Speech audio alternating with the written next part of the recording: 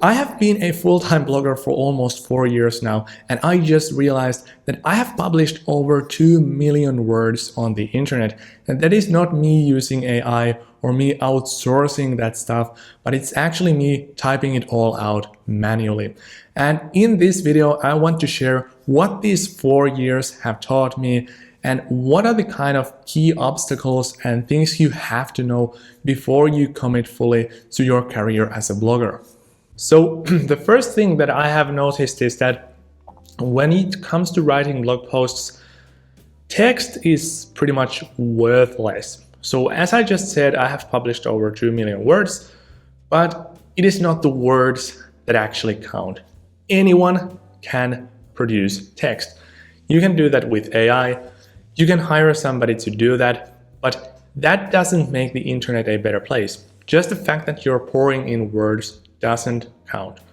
And what I mean by this is that, for example, many people seem to do blogging so that they actually basically do the research by combining all these existing results. So if you, for example, have a blog post A blog post B, and a blog post C, and you want to create your version that is the blog post D, you just go and watch these or read these blog posts A, B, and C, and then combine the information in your own words.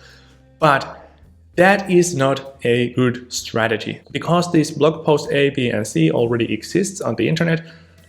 That information that you write by combining these results is actually not adding anything new to the internet. And whenever you write a blog post, you have to pour in something new. You have to provide actual value, and you have to improve the internet with every single blog post.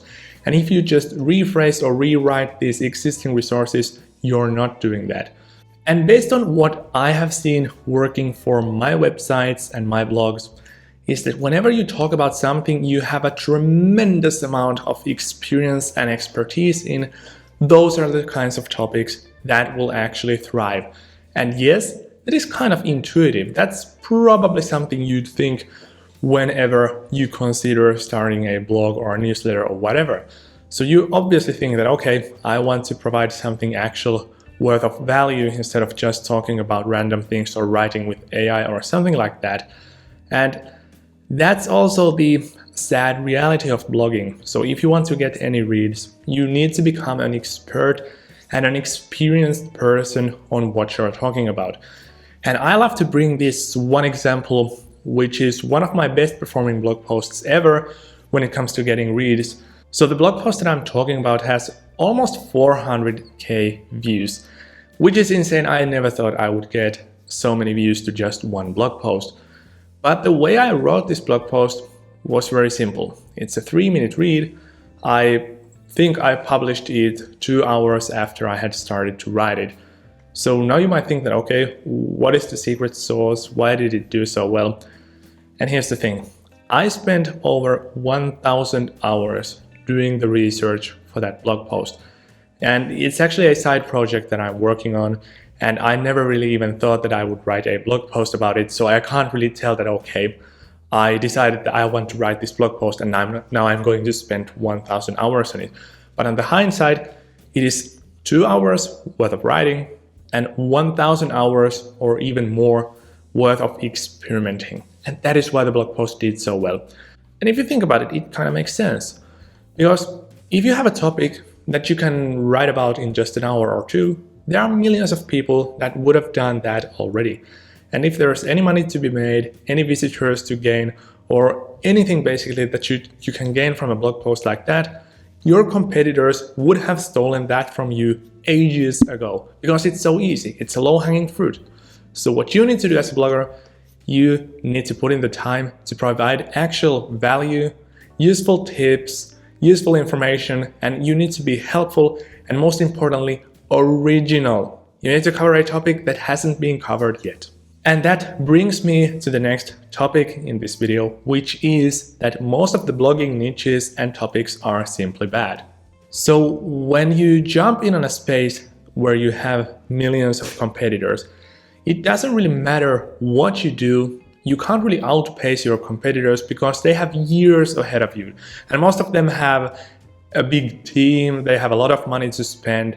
So if you start from scratch, you're never going to catch up with your competitors. And the way that blogging tends to work is that the number one, number two, and perhaps number three key players, they get all the visitors. So it doesn't help if your blog post ranks the number 7 on Google or number 10, which sounds incredible because if you have a million competitors and you're the top 10 person, that is awesome. But in blogging, it's not like that. You need to be the one, number 1 result or the number 2 or the number 3 result. Anything else doesn't really count. And that is the problem. So if you start to chase these key players that have the rankings on Google and that have the visitors, you're never going to catch up with those because they are also going to push the boundary and they are also going to be putting in the time and effort and perhaps even with a team so that they actually end up spending like 10 times more time and putting out 10 times more valuable content than you. So actually the gap is just going to get wider and wider. And no matter how good a writer you are, no matter how good a strategy you come up with, you're never going to catch up with your competitors. And to alleviate this, you actually need to come up with something that doesn't have that much coverage, or if it has, the coverage needs to be poorly produced. So if you find a topic where you can see that, okay, this number 1 post is getting all the views and all the likes and they are making all the money, but that post could be 10 times better, then that is your topic, that is your niche, that is your opportunity. And there are not many of those on a quick look, so you need to do the research. And I've actually made a separate video where I show you how to do this, and I have left a link to it in the description, but for now it's just important for you to understand that most of the topics on the internet are not worth targeting. You're not going to make any money, you're not going to get any visitors if you target a too competitive topic, which most of the topics on the internet simply are. Then the next important realization that I have had, especially during the past 1.5 years or so, is that AI won't get you far as a blogger. And it's actually because of the reasons that I just pointed out before. So let's say now that you write a blog post with AI that reviews a headset. Now, how on earth can you write a better blog post than what already exists if the AI is not even capable of testing that headset? People want to find what it looks like or what it feels like to use that product, and they want experiences from a real customer, and that is what the AI cannot do. So if you write a review with AI, and that's just one example, you can basically apply the same logic to every topic on the internet, then you're not going to be able to take images of yourself using the headset. You're not going to be able to provide your unique experiences with the product. You can't provide the audience with your recommendations and alternatives that you have probably tried out as well. And basically, you're neglecting like 4 or 5 of the most important components of what it makes or what it takes to make the best blog post about the topic. And that is the issue with AI. So with AI, you can kind of get things started. And especially if you're a newcomer, you can find it useful when it structures your content and rephrases some of your too hard sentences and stuff like that. But AI automation will get you absolutely nowhere because, once again, you're producing just another blog post, you're not adding anything new to the table, you're not providing actual value, human to human, and it simply doesn't work. And trust me, I have tried out the best strategies, the best prompts, and stuff like that, and it has never worked out for me. So I would say that 98% of what I have made from my blogs has come through those expert/experience-based blog posts where I share stuff that is very hard for me to gain because it actually takes tens or even hundreds of hours. And in that sense, I kind of built a moat around my content. As I said before, text is worthless. It is just a long line of words chained together that doesn't get you anywhere if you're not able to provide actual value and actionable tips and be helpful to your audience. Then one of the kind of interesting realizations that I have made, and actually I made it pretty quickly after I started my career as a blogger is that this thing called SEO, or search engine optimization, that doesn't really even exist anymore. And the thing is that it used to be the case that you have these growth hacks and SEO strategies with which you could get to the top of the Google search results. But these days, the search engines are getting more clever than that. So instead of just relying on some keywords, so for example, you could write a blog post about bananas and you can just say the word banana 100 times in the blog post and it would rank on Google because it repeats it all the time. That used to be the case like 20 years ago.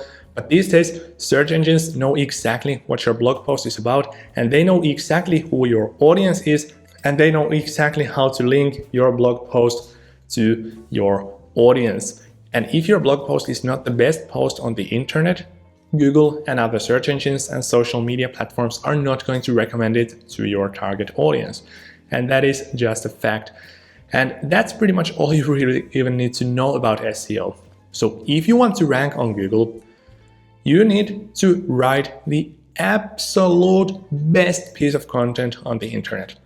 And as I said before, most of the topics are basically too competitive for you to do that because the perfect blog post already exists.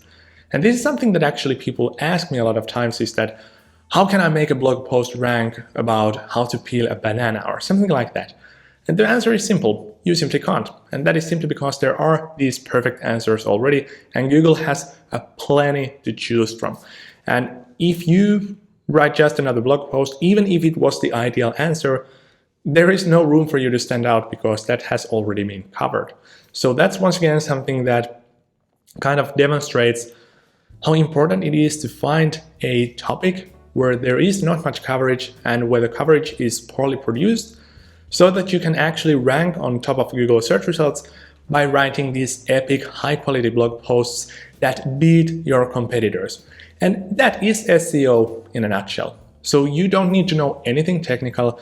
You don't need to worry about keywords or specific words that you use when you write. You don't need to build links to your blog posts, which was a common strategy back in the day. You don't even need to use these paid SEO tools, although they can save you some time, as I have shown in my videos, but I didn't really even use those. And yeah, that's pretty much it. So there is no secret strategy for you to get to the top of the Google search results other than by finding a content gap and filling that gap in with an epic blog post that provides actual value and is original. And speaking of ranking on Google, which is one of the most important and kind of the easiest way to get traffic to a blog in the first place, it actually takes a lot of time. So I have seen that, for example, the latest blog that I launched, which was like 9 months ago, it's still actually going up in traffic on Google. And that's simply because it takes time for Google to trust your website. And here's something that I have figured out. And this is not exact implementation detail of the Google recommendation system, but it's at least something, or it is how it behaves on us. So basically, when you create a website and you publish your first page or blog post on it, for example, it could be a tennis website, Google doesn't trust your website yet because it only has one piece of content. And if you think about it, anyone could do that. Anyone could start a website in 15 minutes and write a blog post about tennis. But once you cover your topic in its entirety, Google starts to trust you more. And as you do so, you get more visitors. People share your content on social media, on forums. They might link to that in their own blog posts. And these are the kind of signals that will accumulate over time that will boost your reputation in the eyes of Google, as well as in the eyes of your audience, which is incredible. So this is kind of like a snowball effect. So when you publish your first blog post, that is not going to get any visitors. Even if you publish, I would say 50 blog posts, those are probably not going to get any visitors. But once you are in the hundreds, assuming that you have chosen your topic very carefully and your niche is something where you can actually stand out in, then you can see that, okay, Google starts to bring in traffic. And it's this kind of a hockey stick curve. So all of a sudden you see that, okay, now the search engines are pushing my content up in the rankings and people are finding that content more and more and more. But usually that takes half a year easily. So yes, it takes a really long time if you have done your job right. If you're targeting a too competitive space, you will never rank on Google. And one important realization that I have had also is that blogging is exactly like any other business out there. So not only do you need to grind very hard, for example, I'm working like 50 hours a week or even 60 hours a week when I started, but also you need to build the best product. So if you think about any kind of a business or any kind of product, if you want to dominate the markets, you need to have the best product. It is as simple as that. And in blogging, it's the exact same thing. So if you want to have your blog post rank #1 on Google and get all the traffic and make all the money, it needs to be the best post on the internet. It is kind of confusing because how do you even write a best blog post, or what does that even mean? Well, basically, you just need to cover that topic from A to Z, to provide value, to be short and concise, but actually also informative and comprehensive at the same time. And you need to write this kind of a best post on the internet that answers the question better than any one of your competitors by common sense. So there is no equation on how I do this. For example, the other day I wrote a blog post about these best AI headshot generators.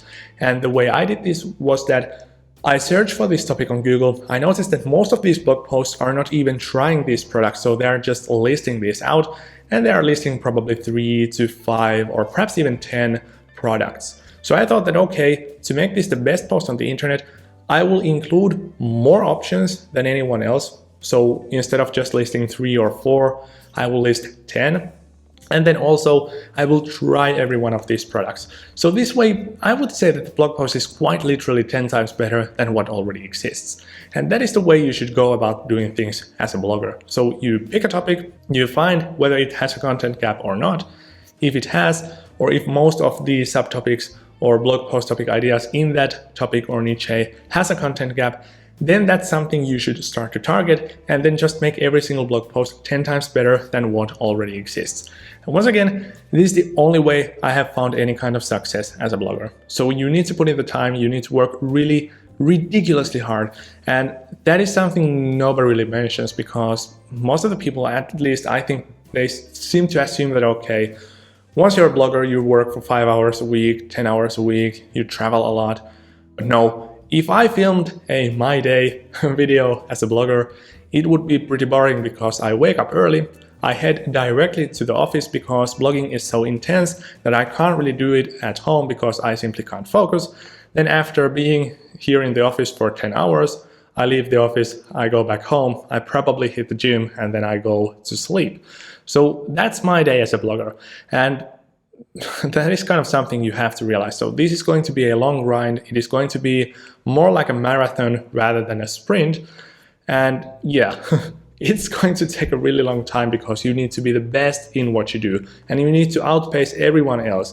So if you target a topic where you have 1,000 other people working full-time on it, you need to outwork them. And you can imagine how hardworking people there are if you choose 1,000 people working on your topic. And then last but not least, I need to bring in an important observation. So search engines are not your friends. So do not solely rely on those. So if you start, for example, an Instagram account, you have followers. If you start a YouTube channel, you have subscribers. But if you start a website and a blog, you don't have any followers. And that is a bad thing, because Google changes their algorithm all the time, and all these other search engines basically revamp the recommendation system multiple times a year.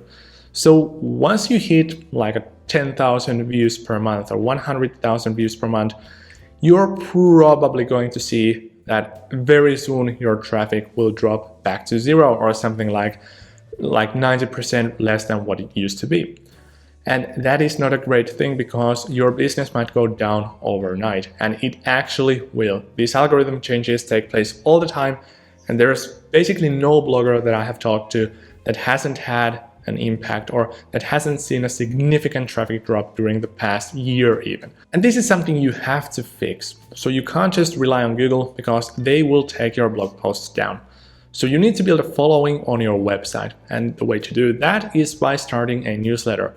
So for example, if you have a tennis website and you have tennis blog posts, you should have a call to action on your blog posts to join a newsletter. And it could be something like, for example, download the 10 best professional tennis player tricks or something like that, that entices these people to join your newsletter. And they basically download this free file in exchange for their email address. So these are your followers on a website. These newsletter subscribers are your followers. If you have a website or a blog that doesn't have a newsletter, then it's basically not worth much. It is actually probably something that nobody would invest in because they know that, okay, Google can take that down the next day.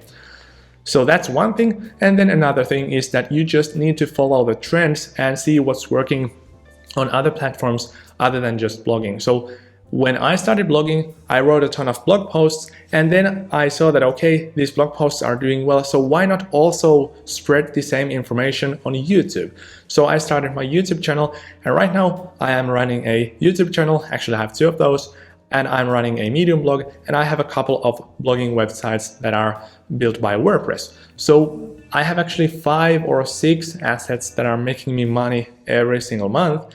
So if one of them goes down, that doesn't really even matter because I have all these other resources where I get traffic from and what makes me money. And also I have these newsletters, so I can actually directly contact the people that are most important to me when it comes to having this kind of a big audience, because these are the people that have read a lot of my content before. So they trust my word, they might buy from me, and they will stick around no matter what Google does. And this way you diversify your risk. So this is essentially just an investment. So you're not laying all the eggs in the same basket, but you're actually diversifying the risk on multiple revenue streams and multiple channels.